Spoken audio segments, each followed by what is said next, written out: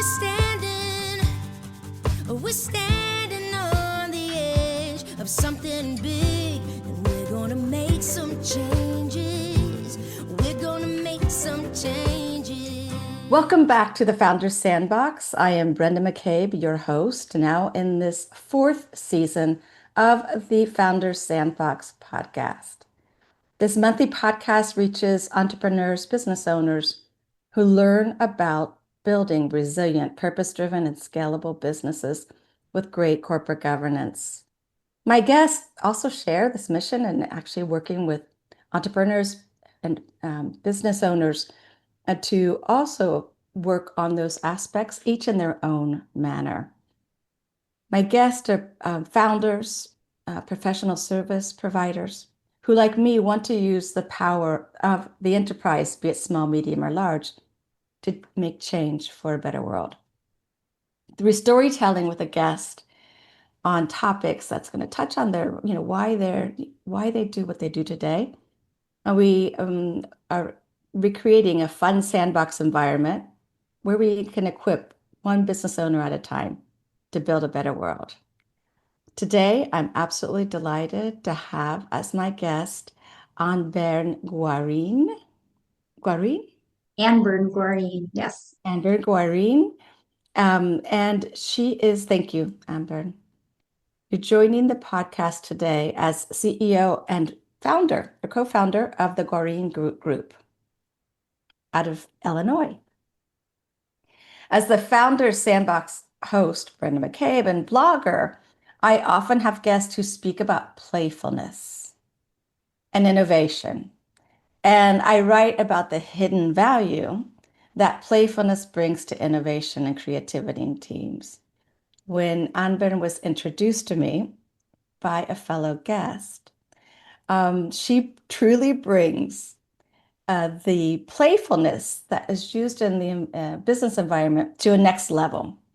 As facilitator of family play, think listeners, where team building, rubber ducks, and beach balls meet second and third generation family business owners. So I am absolutely delighted to have you here today. Thank you, Anbern. Oh, thanks for having me. I'm so excited.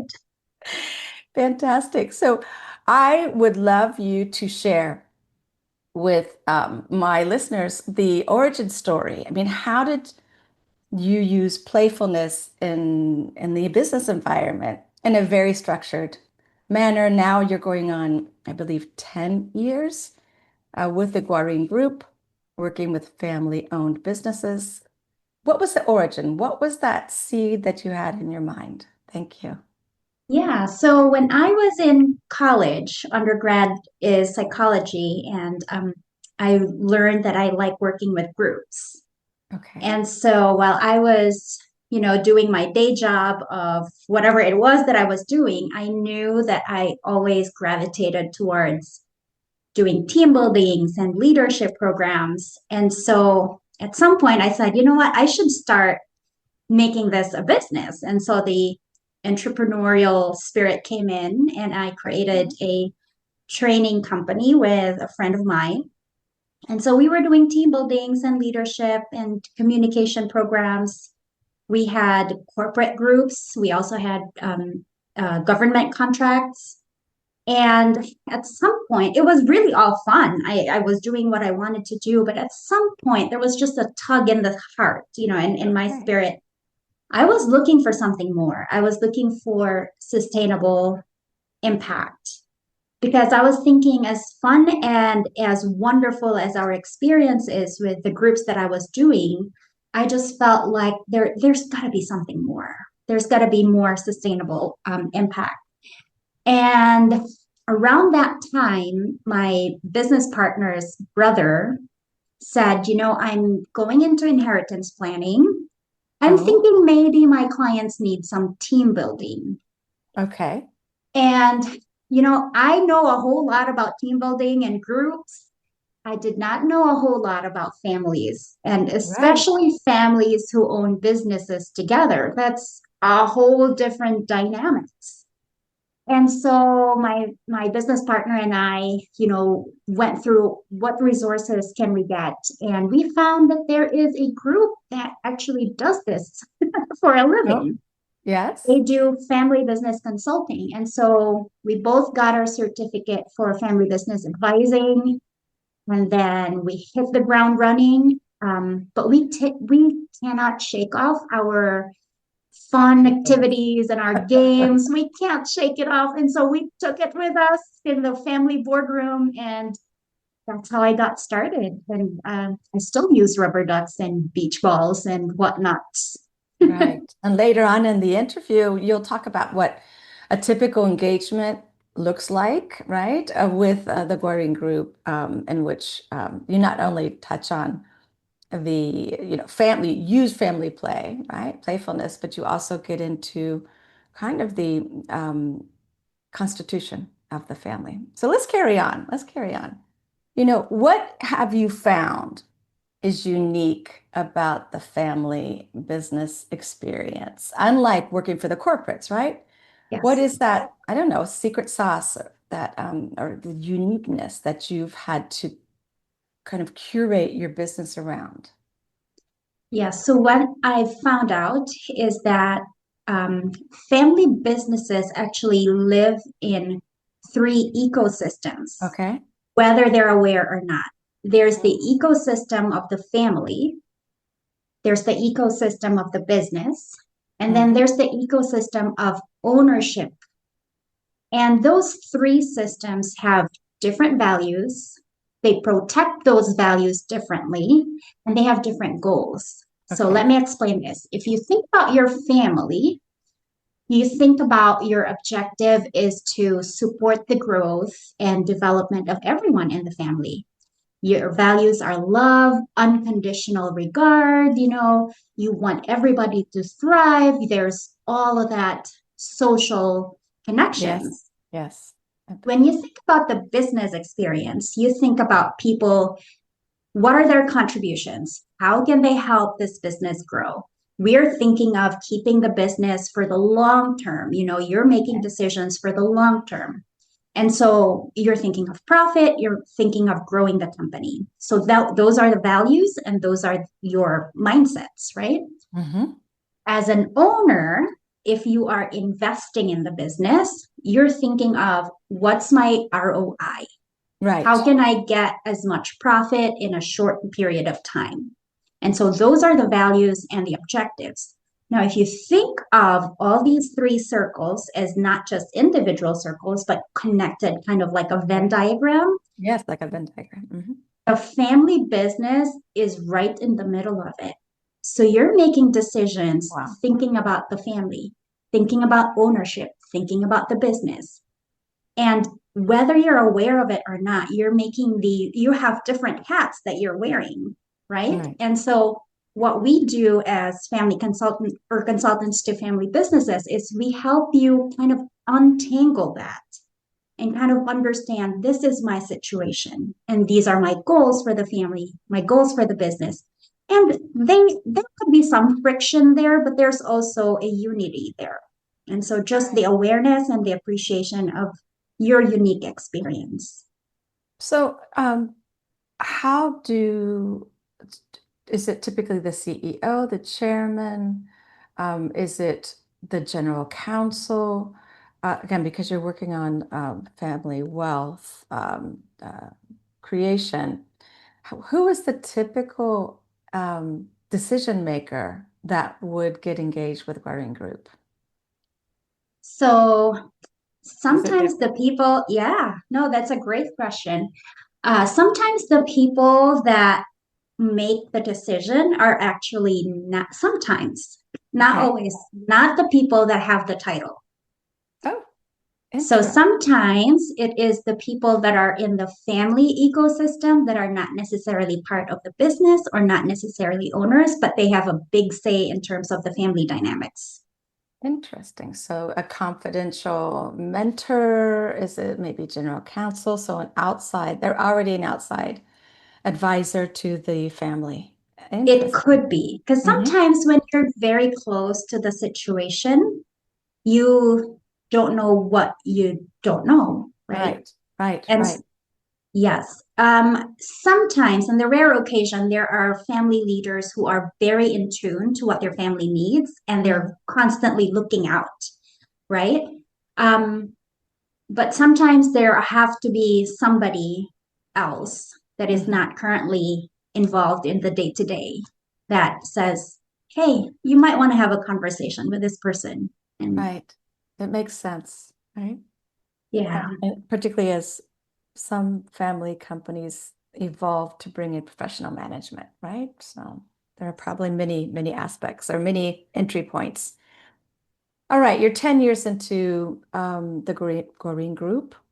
Um, I would love to ask, what are some best practices, right, that you've identified without revealing the names of the businesses, but what have you found to be the best practices in, I guess, G2, G3, right? yes. Um, Before I say anything, I want to preface it to say that you see one family business, you just see one family business, so they're Okay. not all the same. But there is a Thank you. thread that is common. And I'd like to say three things. So, first is there is a clear and conscious separation of the family ecosystem and the business ecosystem. And they Okay. have two separate governance structures. Okay. So for the business, you have your board, you have, you know, typically the board would have an independent non-family member that Mm-hmm. sits on the board. Mm-hmm. They have regular meetings that are prepared and scheduled. And in the same manner, the family also has that type of family governance structure. So, not as formal as the family board, but you do have what they call a family council. Yes. So, it could Okay. be a council of cousins, a council of siblings. All branches are represented, and this is a way for the family to keep the business of being a family, right? And Yes. so Right. um, they talk about family gatherings. They talk about traditions. They talk about, family fun. What do we do? Birthdays and all of that thing. Mm-hmm. And so, yeah, so they're very conscious about keeping the two separate. Separate. Okay. Yes. So that's the first one. I think the next best practice would be that they have a shared purpose. Okay. They know, why are we in business together? Mm-hmm. Or why are we hanging out together? What is the legacy that we are leaving in the world? So they're very connected to that, and they acknowledge it and they articulate it. And I think Wow. that's a great best So practice back, that I've yeah, I guess I would call that purpose, right? Purpose, they're very yes, purpose driven and it's shared purpose. shared purpose. Mm-hmm. And I think the third one would be that they have a sense of what their values are, Okay. guides them. And so, where their purpose kind of helps them soar and go Yes. into the future, their values kind of keep them grounded Oh, so interesting. that they don't just fly away where the wind blows. Does that Right. make sense? It does. I had never, it does I don't work with family businesses, right? So I've seen this in very well-run growth companies. Right? The shared practice or the leaving a legacy is typically the founding team, right? Whereas it's the family here. So I do see a lot of similarities. Yes. And I love your sharing that values it keeps them grounded while the shared purpose, right, is kind of their long-term vision soaring. I Yes. love it. I love it. Well, we'll get to meanings of purpose-driven later, and I'm certain Yes. you'll come back to this. All right. Thank you for sharing the best practices. Now, what does a typical engagement look like? Are you playing all day long, or how does play come into fun? How, right? Or and more seriously, how would we've already talked about how you may be retained for an engagement. But what would be a typical engagement or typical engagements, right? Depending on the stage of evolution of the family business. Thank you. Yeah. Yeah, so we start with finding out what the goals of the family is. So Okay. we talk to individual members. What is it that you want? What are you engaging us for? Are you engaging us for just one day of family fun, which is great? Are you trying to clarify your values, or are you trying to go deeper dive and create a family constitution? Okay. And in all of those, I always lean on my experiential learning background where I take, the fun tools, the rubber ducks and the beach balls and the plastic balls, sticks, and we play. And I get everybody to kind of break that ice and forget their hats, Yes. the Okay. CEO hat or the accounting hat or whatever hats you have, to kind of shed that a little bit and be more human. Mm-hmm. And once we get to that level, then we can talk about, okay, what are your goals? If your goal is trying to clarify your values, what is it when you were playing earlier? How did your values show up? Wow. Or when we're talking about a family constitution, we talk about, how do we pass on things from one generation to the next? So when you were passing on the beach ball, what made it successful? Let's Okay. look at that. And are there ways that we can make sure that we do those similar things as Mm-hmm. we pass on the baton from one generation to the next? And Right. yeah, and so a typical engagement could be one day we'll do fun and then we'll talk about why does that matter? Okay. And or it could be more deeper dive. And at the end of the day, we have a family constitution that everybody can sign and commit that we can then turn over to their legal counsel to make it more legally binding. Right. Right. So it could be anywhere from 3 months to 6 to 12 months, right? Depending on the level of engagement and the actual, whether it's Gen 2, G2, G3, right? The complexity. Yes. Yes. Cool. And these engagements by design are probably in person. Is that Yes. correct? They have to be, right? Particularly the play Yes. part. Yes. So we, in the beginning, when we're trying to kind of get everybody on board, we could do it online, we could do Zoom. Okay. Um, but the actual engagement, it will have to be, we all have to be breathing the same air. Right. Right. Yes. Yeah. There's something to be said about sharing the space. There's something to be said about being in the same place, being able to touch somebody, being Yes. able to hear their laughter real time in the same room. There's just something about that.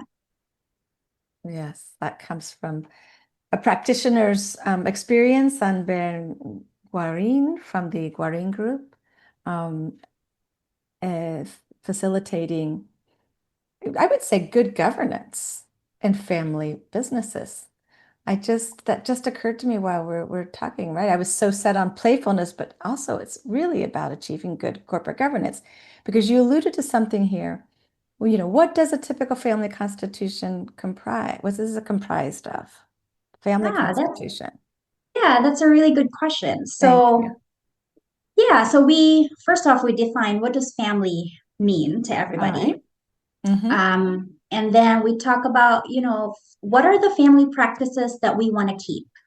So, so again, when I was talking about the three ecosystems, Yes. the family constitution is meant to kind of set the stage for governance structures for each of the three ecosystems. Okay. So for the family, what are our values? What's our legacy? What is our history? You know, what is our hopes and dreams for the family members? Do we have an educational program for, understanding what our history is about? Yes. If there are people that are coming in as married ins or in-laws, how do we kind of educate them into our culture? And so that's the family piece. For the business piece, We talk about what is our hiring process for family members? Do we hire straight out of college? Do they have to have so many years of experience? And then we talk about the tricky things like, okay, do they have job evaluation? Okay. Do they have an annual performance reviews? What happens if they don't quite meet the standard? Okay. You know, can they work directly under their parents, you know, or their siblings, you know? So kind of these questions that are potential sticky pot spots, we talk about them ahead of time before you're actually in that situation. And then all the emotions are wrapped up in both the brainstorming, trying to figure out the solution, and then you're also in the thick of it. So I mentioned the family system, the business system, and then in the ownership system, we talk about things like, do you even have a shareholders agreement? You know, what happens if somebody wants to sell their shares, and how do we figure out what the value of the shares are? What's the process going to be like? How long will it take? Do we pay them immediately, or do we want to think about, you know, long term? Do the other siblings or the other family members have the right of first refusal? Can they just share, you know, all these things? Right. So we talk about those things. Again, hopefully before you meet the situation, you already have systems in place that allows the family to say, oh, you know what, we've talked about this. Yep. This is our process. This is what we're going to do. Or if we don't have a process, then we say, this is our decision-making matrix. This is how we're going to come up with decisions, because you can't potentially talk about everything. No. There are a lot of are emotions involved, also, Yes. probably on a greater scale than in a private company, right? Yes. Mm-hmm. Yes. And so we recognize that. And so we create systems. How do we make decisions together if we come up with, or if we find ourselves in a situation that we haven't anticipated? You know, so things Preparing like for that. the unknown. Yes. I wonder, you know, why do you continue to have the role of play in your toolkit, right? Gosh, that's a wonderful question. I can see it at the beginning, but do you use it throughout? Just Yeah. Why is that part of your toolkit? Yes, because it's fun. And I say fun as in both FUN and also FUNN. Okay. So a friend and colleague of ours, the late Carl Ronke, he is known, very well known, and very a key individual in creating adventure programming. He coined the term FUNN, meaning functional, understanding, not necessary. Sometimes we do fun things because we have to have fun. You know, we don't need to overthink it. That said, my husband, in his career as an outdoor education specialist and director, he took Carl's idea of FUNN and said, okay, what if fun has an acronym? And he came up with fundamental universal need. Okay. And he said it's very basic as food and water and shelter, the sense of I need to have fun. Like if you look at children all over the world, you give them a stick and mud and they're playing, right? Yes. And so it's fundamental, it's universal, and it's a need. And with neuropsychology and all these studies, we now know that fun is actually a very good tool, not only for brain development for children, but also for neuroplasticity for grown-ups, right? Mm-hmm. So if we want to keep our brains fresh, we need to play, and it's a need, right? Right, almost biological.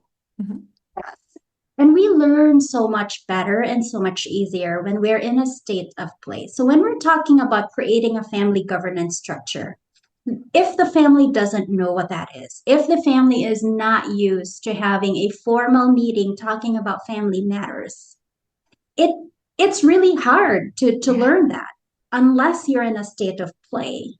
And so that's the reason why I use play, because it brings down the boundaries, take the hats off, you know, so you're not formal, you're engaged, you're engaged with your whole body, your whole mind, and your soul. And Okay. it's easier to learn about the other person, and it's easier to learn new skills and new mindsets when you're in a state of play. So, yeah. And I like sharing this story.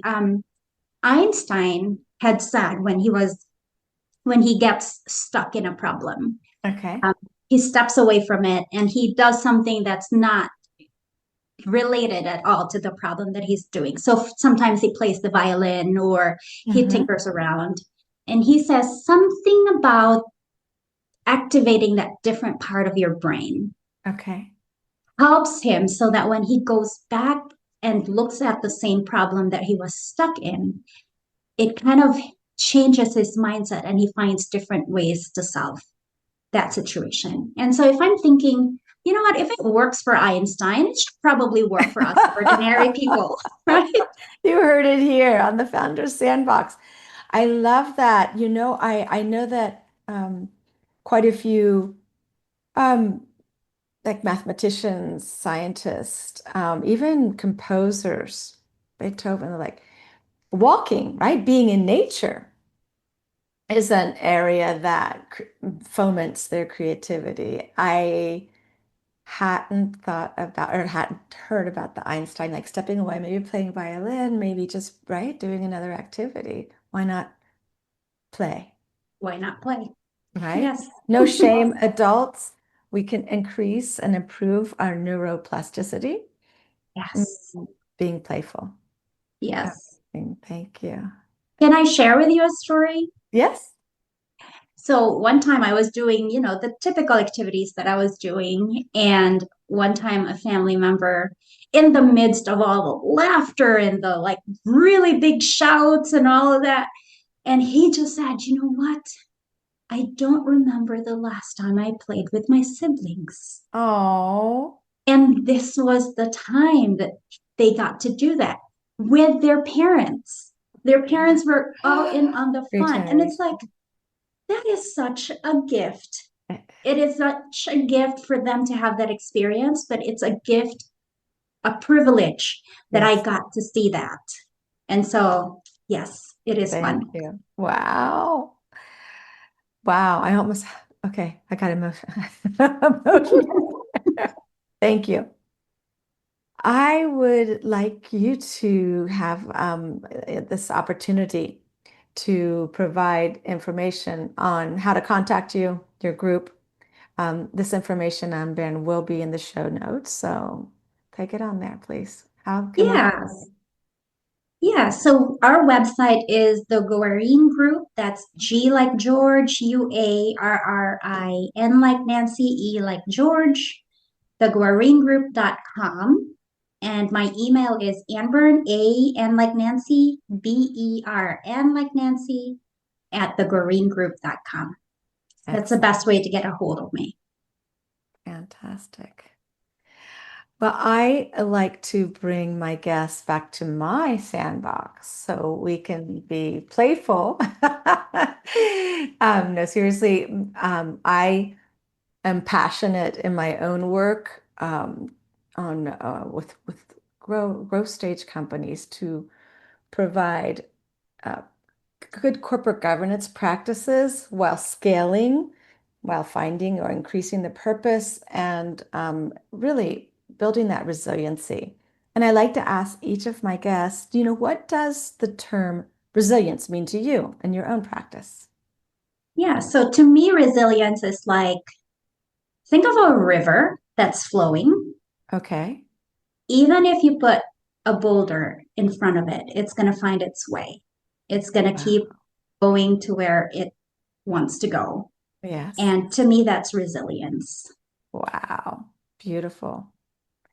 And very visual. I can imagine a boulder in a river. How about purpose-driven enterprise? What's purpose-driven?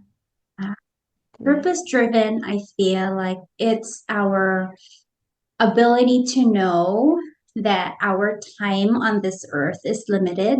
Okay. We have a role to play. And Oh, so, what is my role? And that kind of gives me a sense of direction. what am I in this world for? Wow. Right. And that goes for individuals, businesses, families, organizations. Yeah. Yeah, I guess you could interchange role with legacy, Yes. right? Oh, I like that. I like that. Well, Yes. you just said it here, and I'm just taking notes. And I A listen growing well. That's what my listener. gift is to my guests. Final, well, second to last question, scalable growth. What's scalable? So how can you scale those? I imagine you've in your daily work, generation two, generation three, that's you think about this a lot. Yes. I think scalable is creating the right foundation Okay. so that as you grow, if your foundation is strong, then you Yes. can build on top of it anyway and anyway, however big you want to build. So I feel like scalable growth has to be on a good foundation. On a You good know foundation. what you're about. You're rooted in your values, and so you can grow exponentially. Nice. Last question. Out Yes. there. Did you have fun in the sandbox today? My gosh, did talking with you savor or satisfy my fundamental universal need? Yes, it did. And we didn't have to revert to rubber ducks, right? That'll be, that'll be No rubber ducks. fantastic. No, thank you. So to my listeners, if you like this episode with Anberne Guarrine, sign up for the monthly release where founders, professional service providers, and business owners share their experience on how to build with strong corporate governance, resilient, scalable, and purpose-driven companies to make profits for good. Signing off for this month. Thank you again, Anbern. It was a true pleasure to have you here. My gosh, I had so much fun. Thank you.